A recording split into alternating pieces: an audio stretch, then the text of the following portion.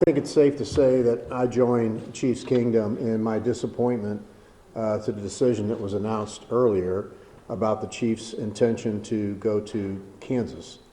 Arrowhead Stadium, I think Clark Hunt said it the best in his statement, that his father brought that team to Arrowhead because it was the best venue for fans in the United States. Arrowhead Stadium is still the best venue for fans in the United States. Every game at Arrowhead is like going to a Super Bowl. It's more than just a brick and mortar facility. It is what Lamar Hunt built. It is his legacy. And I think making a decision that tells Chiefs Kingdom that maybe that's not so important anymore is at least disturbing to me, and I'm sure to other Chiefs fans. Missouri put together a very competitive package.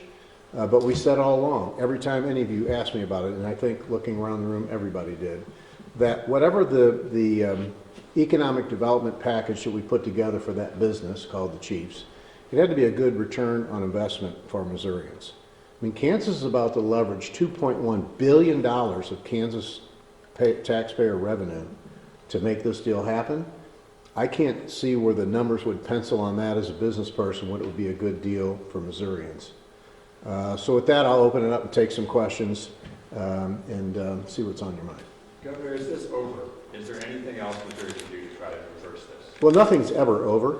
As you know, there's a lot of pieces to work through this deal. There's real estate acquisitions. There's multiple different parts. I haven't seen the term sheet. I'm sure at some point in time that will become public. So I don't close many doors. You guys know that I'm not a bridge burner.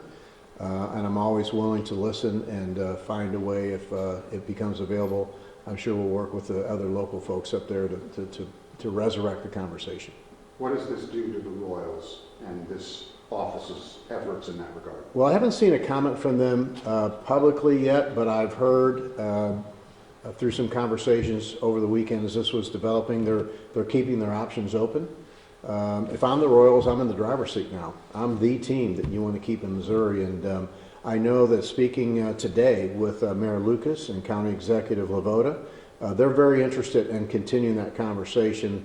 Royals are also a great legacy team that we would love to keep in Missouri, and we will do everything we can to continue those conversations.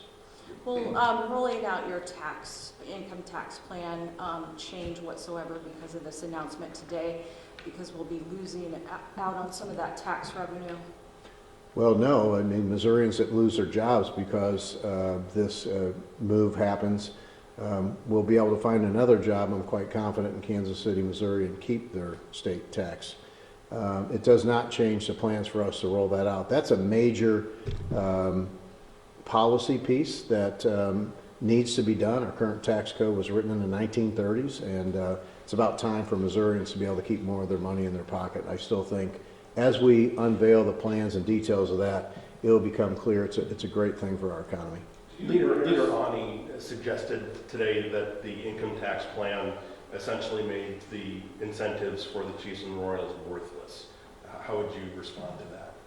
Yeah, I don't know where she bases that on. I would say that's not accurate.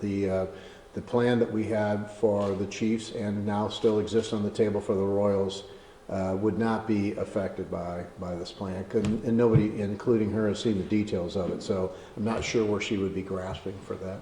Do you bear some of the blame, I guess, for this not happening just based on timing and the deal not being as big as Kansas?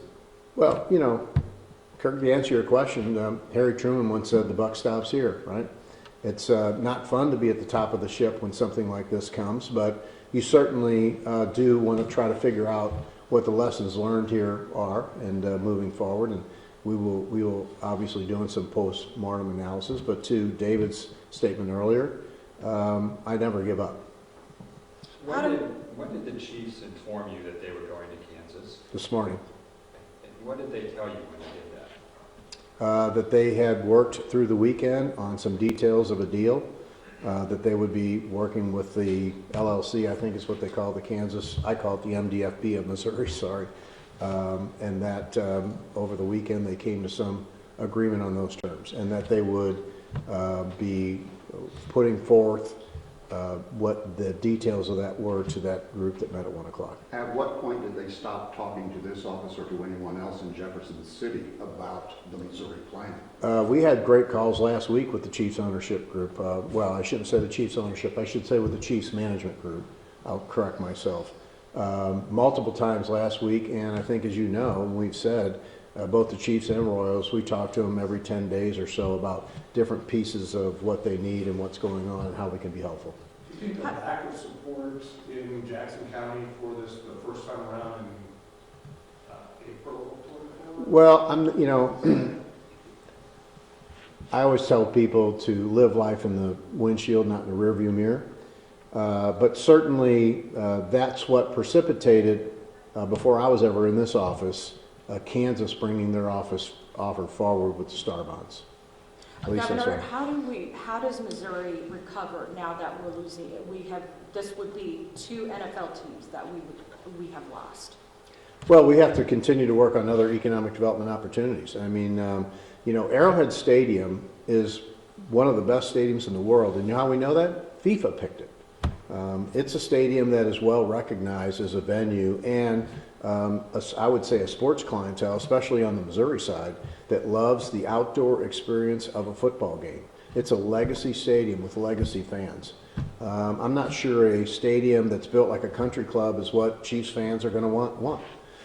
So we have to continue to find ways, Elisa, that we always, in any economy, you have a setback, and then you figure out a way to go forward. Certainly a harder one to fill because it's not a manufacturer. It's not somebody just going to jump into Arrowhead Stadium. But we'll work together to recover.